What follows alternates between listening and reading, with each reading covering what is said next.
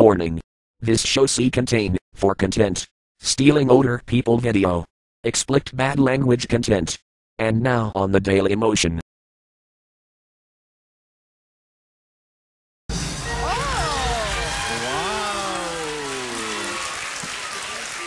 Γεια σας. Γεια σας. Ήρθα για τραγούδι, λέγομαι Τσουμπελής Ιωάννης και είμαι 45 χρονών. Ήθελα να πω το τραγούδι του Πανταζή. Από τον Κόκοτα έχετε εμπνευστεί? Ναι, μ' αρέσει. Μα συγγνώμη, αυτό δεν μοιάζει με τον Κόκοτα, αυτό μοιάζει με Φραγκόκοτα.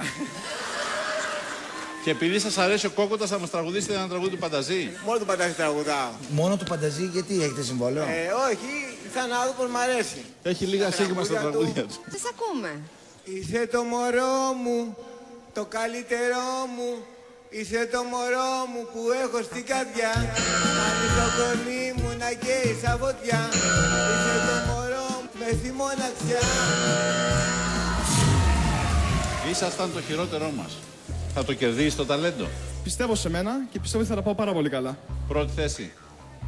Όχι πρώτη, δεύτερη. Από την άποψη ότι ο πρώτος επαναπαύεται. Στο τραγούδι δεν πρέπει να επαναπαυτείς ποτέ. Δώσω, μαέστρο.